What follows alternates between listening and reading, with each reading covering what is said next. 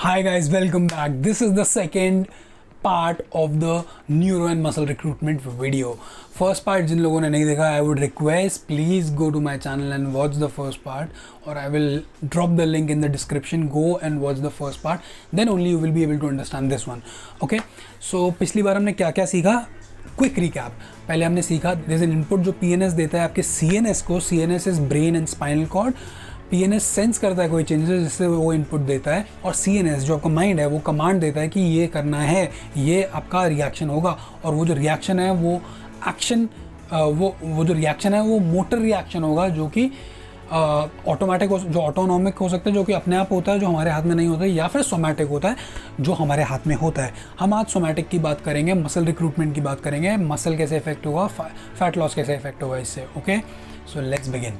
तो muscle recruitment में आपको पहले ये समझना पड़ेगा मसल क्या होता है.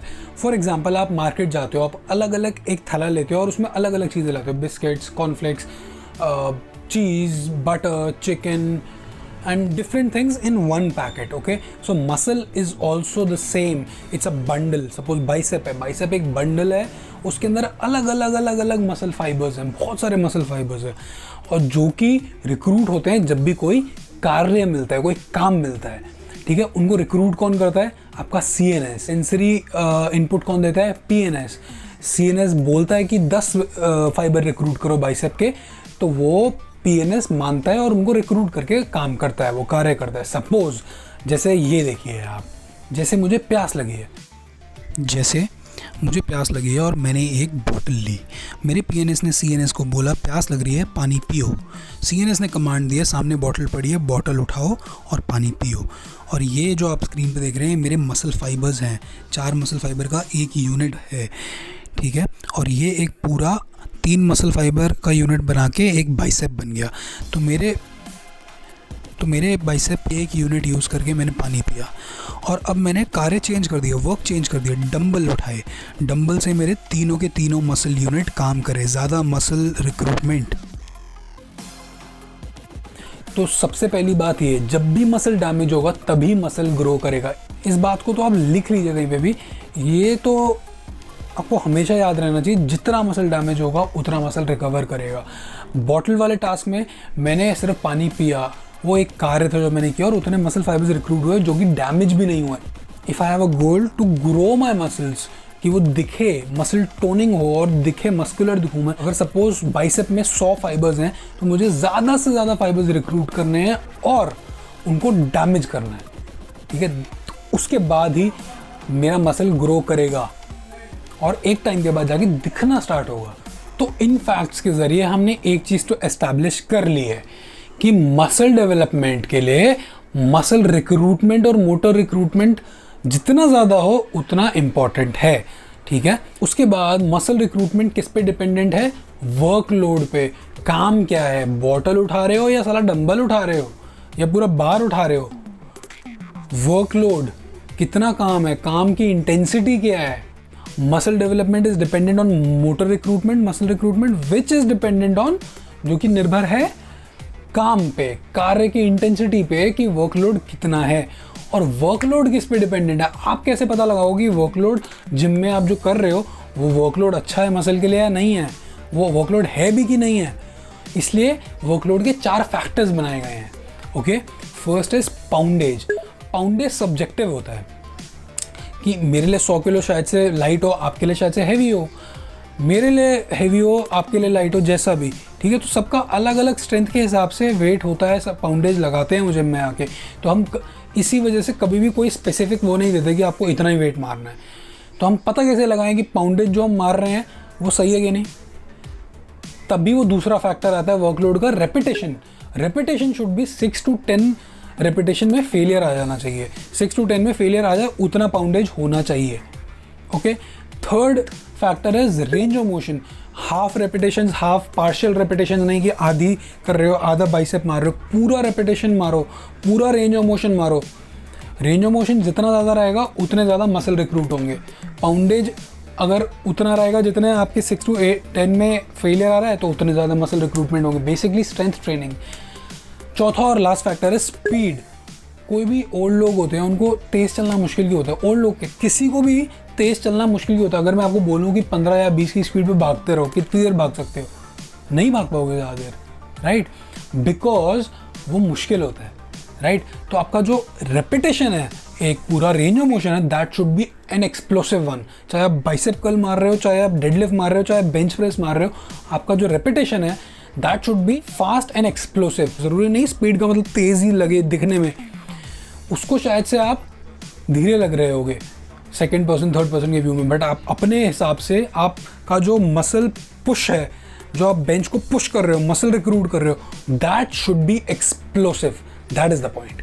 ओके, अगर ये चारों फैक्टर्स आपके एक्सरसाइज में मिलते हैं तो आपके मसल रिक्रूटमेंट सबसे ज़्यादा होगी। फिर वर्कलोड भी बढ़ेगा, वर्कलोड बढ़ेगा तो मसल डेवलपमेंट बढ़ेगी। ओके, मैं एक और बड़ा अच्छा एग्जांपल देता हूँ आपको मोटर रिक्रूटमेंट और CNS का और वर्कलोड का, तीनों का। ठीक है, एक कॉन्ट्रैक्टर है, कॉन्ट्रैक्टर जो घर बनाता है, ठीक है, उसको आप CNS समझिए।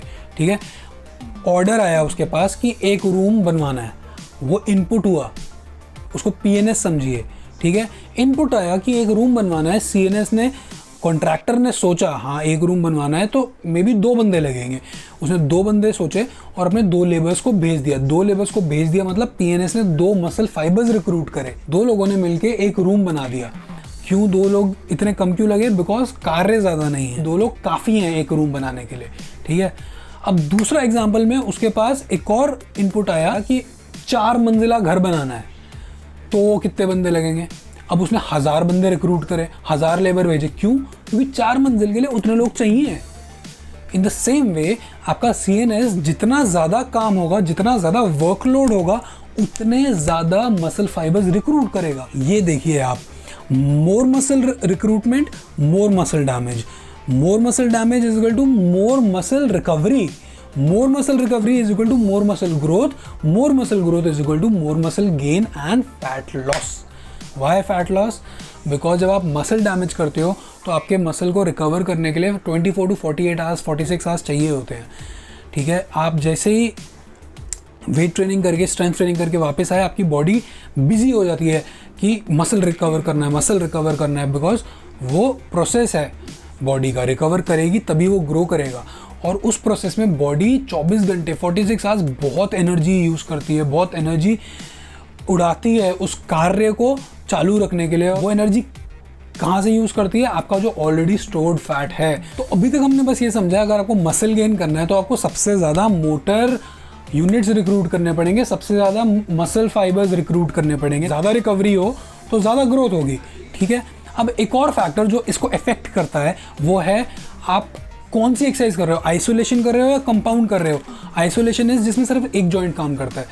फॉर एग्जांपल बाइसेप, अगर मैं बाइसेप काम कर रहा हूँ जिसके अंदर सपोज 100 मसल फाइबर्स हैं, सपोज 100 मसल फाइबर्स हैं, और मैं डेडलिफ्ट मार रहा हूँ जिसके अंदर मेरे glutes, legs, hamstrings, quads, erector spinae, ये सारे काम करेंगे, ट्रैप्स, बैक, और इन सब में मिला के 1000 से ज़्यादा मसल फाइबर्स हैं फॉर एग्जांपल, तो जहाँ पे ज़्यादा डैमेज होगा वहाँ पे ज़्यादा रिकवरी होगी और ज़्यादा फैट लॉस होगा, राइट। और डेडलिफ्ट जो है वो कंपाउंड मूवमेंट है। कंपाउंड मूवमेंट मतलब एक जॉइंट से ज़्यादा। बाइसेप में सिर्फ ये वाला जॉइंट, एल्बो जॉइंट काम कर रहा है। डेडलिफ्ट में मेरा हिप जॉइंट और नी जॉइंट दोनों काम कर रहे हैं।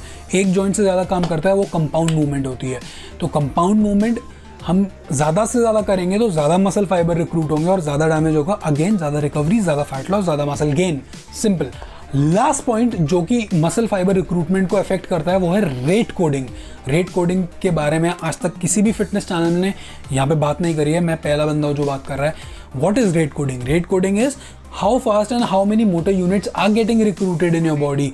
ठीक है, आपके न्यूरॉन्स, आपके नर्व्स और न्यूरॉन्स कितनी जल्दी शूट कर रहे हैं। बेसिकली आपका मसल कितनी जल्दी फायर कर रहा है, कितनी जल्दी रिस्पॉन्ड कर रहा है। एक इसका बड़ा अच्छा एग्जाम्पल देता हूँ। जो आप शादी पे का जो बड़ा सा बैंक्वेट होता है उसके अंदर बहुत बड़े शैंडलियर्स और अलग अलग लाइट्स लगी होती हैं, उसका उनके ज़्यादा बटन्स नहीं होते, यूसीबी होती है, एक बटन ऑन करा सारी लाइटें जल जाती हैं, राइट। वैसे ही थोड़ी दिवाली पे आप लाइट्स देखोगे जो फ्लिकर करती हैं, एक जल रही है एक नहीं जल रही, ठीक है। आप उसको रेट कोडिंग की तरह समझिए। जितनी जल्दी लाइट्स जलती हैं, जैसा आपने बैंक्वेट में एक लीवर ऑन किया एंड सारी लाइट्स फायर करती हैं, एकदम से जलती हैं, ठीक है, वैसे ही आपका मसल कितनी जल्दी शूट करता है, आपका न्यूरॉन्स CNS का कमांड कितना फास्ट है, आपका न्यूरॉन कितनी जल्दी मैसेज पास करके वो मसल को फायर करता है, that is rate coding. Okay, और वो प्रोप्राइसेप्शन के साथ डेवलप होती है, विद टाइम डेवलप होती है, आपको वो डेवलप करनी पड़ेगी। आपकी रेट कोडिंग बेटर होगी तो मसल ज़्यादा रिक्रूट होंगे, और ज़्यादा जल्दी रिक्रूट होंगे तो वर्कलोड का एक फैक्टर आएगा स्पीड। तो जल्दी रिक्रूट होंगे तो ज़्यादा डैमेज होगा, ज़्यादा रिक्रूटमेंट होगी।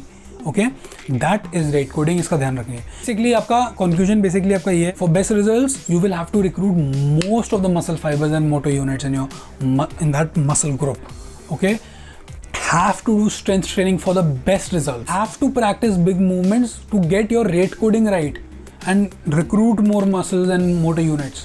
Okay, so ये आपके सारे जो हमने शुरू में 4 सवाल करे थे उसका आंसर मिल गया।